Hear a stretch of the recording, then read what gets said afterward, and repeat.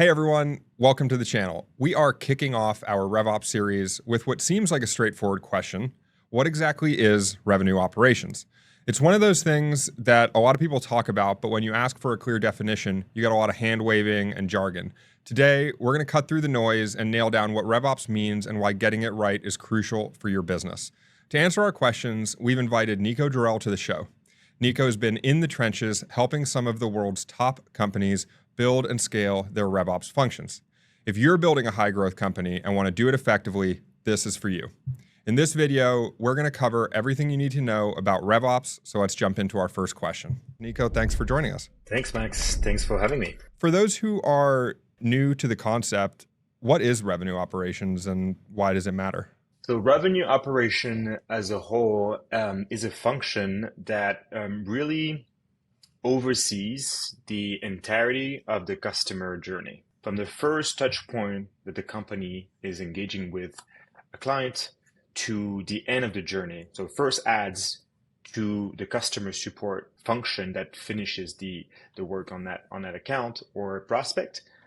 The entirety of frameworks, processes, systems, data that are being involved in that journey is going to involve some RevOps people at some point. And it's really much bridging the gap between the different departments. So obviously different functions and different ownerships over that funnel: marketing, sales, customer success, customer experience, product. The RevOps is more or less the conductor of this orchestra. Some of it call it the plumber. I like to call it the conductor because you pretty much orchestrate all those different flows of data and processes together, and you're helping guide the strategy for the executive function. What is the difference between RevOps as we talk about it today and like marketing operations, sales operations, customer success operations, and how are they related? Marketing operations, sales operations are sub-departments that are more tactical, meaning they are going to be owning a piece of the process to enable a piece of the funnel to perform. Namely, marketing operation is going to be owning a marketing automation platform and making sure the set of processes and frameworks and data that are being generated and ingested from that systems are performing, as good as they can. So it's a more narrower vision of the process. To put this in perspective, those more specialized functions are actually getting less common or should be less like the norm in the future, because you have a lot more assistance from AI from each of those different systems. Where we're seeing RevOps evolving is more overseeing those different functions and automating as much as possible from those functions. That's going to be an interesting shift to witness over the next few years and see how sales operation as a function is going to slowly disappear and be replaced to some capacity with some AI capabilities, and how the role of a sales operation person is going to step up and become more like an enhanced RevOps person that oversees and set up sales ops processes at a high level rather than being a tactical in the trenches sales ops person. That's interesting. So when you're thinking then about how the RevOps function relates to sales and marketing and all these things, what are the kind of core functional responsibilities of RevOps in your mind? So you have systems, right? Every day that passes, there's a new system that, is being added to the list of tools and SaaS tools being used by go-to-market teams. So you have to own those systems. You have to understand those systems from a backend standpoint, but also from a enablement standpoint, because, the systems are only as good as how you use them, how the end user is using them.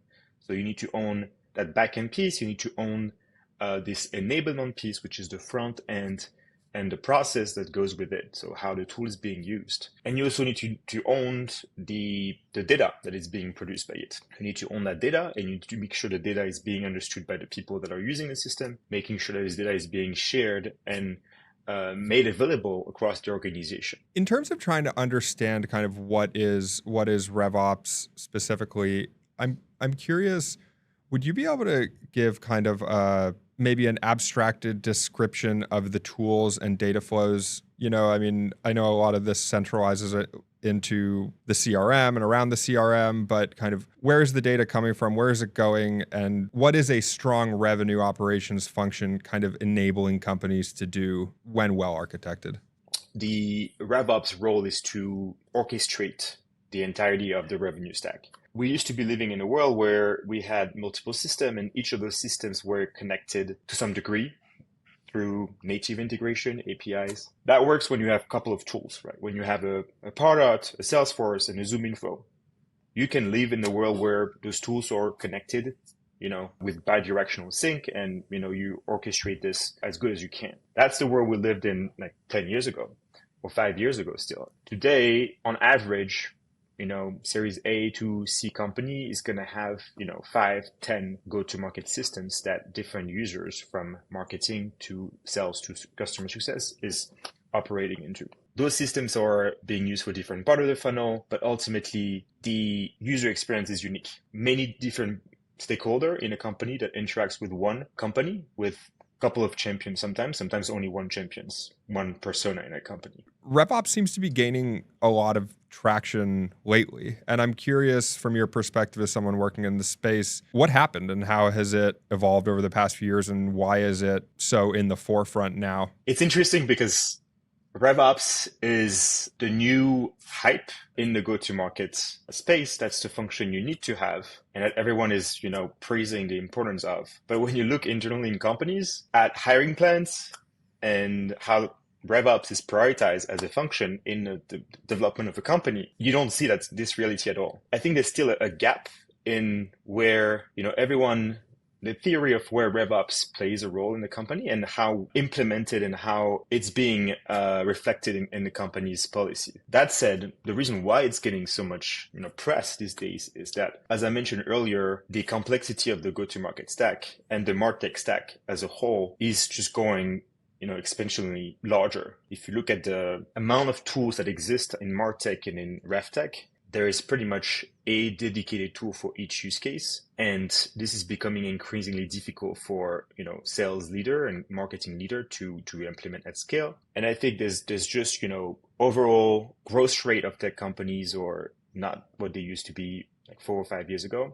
There's an increasing need for, efficiency from each dollar invested in a go-to-market effort needs to bring more than they used to before. And that's, in essence, what RevOps does. When you talk to your clients or, when you talk to founders or the companies that you're working with, are there any common misconceptions about RevOps, what it is that you encounter frequently? I mean, first of all, not everyone really understands what RevOps does. And sales operation, marketing automation is very much, things of the past. And people still think that this is kind of what RevOps does. I think there's misconceptions around the way the function is being, should be added or created within an organization from an org chart standpoint.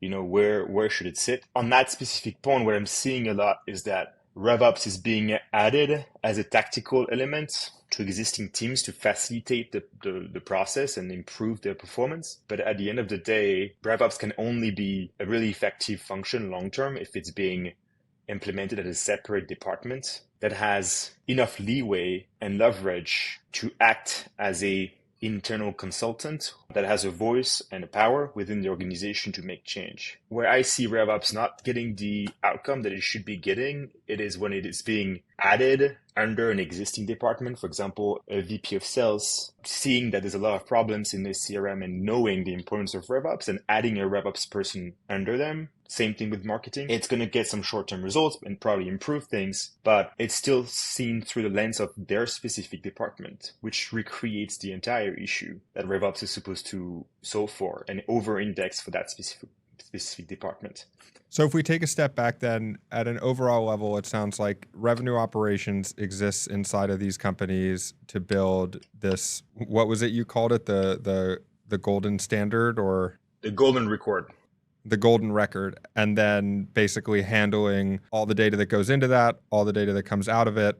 And if it's well set up, everyone on your team from kind of sales, marketing, customer success should ideally be able to pull up an account, let's say of a customer and see where they came from, how they got sold, what they've done since, and kind of understand that path at all stages of the funnel. Is that a fair summary, or am I missing anything there in how I describe that? I think that's a great summary. I will add the enablement piece to it. I mentioned it before, but there is a lot of different ways data can be interpreted, a lot of different definitions. That's also the role of RevOps to, when KPIs are being set, when data points are being ingested or consumed by systems, that there is an absolutely clear understanding to what this data points or KPI means. And that's a limitation and a problem that I see a lot with clients, where communication across departments around definitions, KPIs, and